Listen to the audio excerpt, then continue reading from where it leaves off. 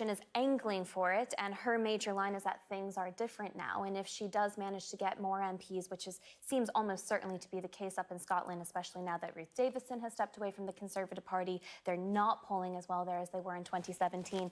If she can up her MP increase to, say, taking 50 or 55 seats, she thinks that will be the mandate to get this second referendum in Scotland. Now, I mean, I'm very wary of that. I'm a big fan of the Union, but you know, her line "things are different" is not necessarily untrue.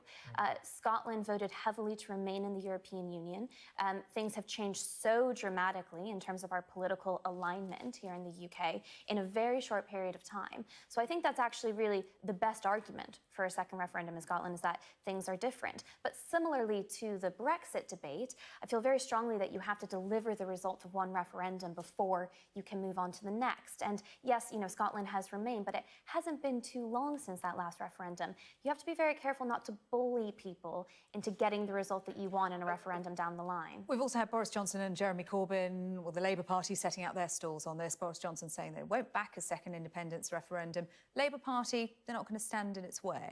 I think in Holyrood, so the Scottish Parliament, if the Scottish people vote for a pro-independence majority, it would obviously be very undemocratic for any government to resist those calls for a referendum, because they would have a democratic mandate. I don't think the Westminster elections is sufficient, but in 2021, when the Scottish Parliament, you know, if the SNP and maybe the Scottish Greens, who also support independence, they go to the Scottish people, say, if you vote for us, there should be a referendum, then obviously, you know, as David Cameron had to do back in 2014, they would, you know, Boris Johnson just wouldn't be able to stand in its way without having a massive... But 2021 isn't the in-touching distance that Nicola Sturgeon's talking about. No, and I think it should... You know, look, I'm not someone who supports independence. Both my mum and my late father voted against and campaigned against independence, and I think, you know, I think it'd be very sad if Scotland became independent.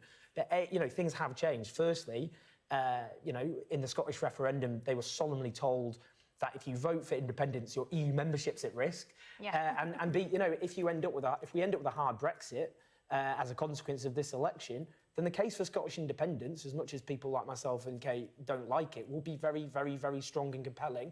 So Boris Johnson, he can talk that, you know, all he wants now about he won't let it happen, but it would be absurd if the Scottish people voted and demanded a referendum, and then the Westminster just stuck their fingers up. If Jeremy Corbyn were in 10 Downing Street, if anyone were, I think they'd have to listen. No, I agree. I totally agree. Totally agree.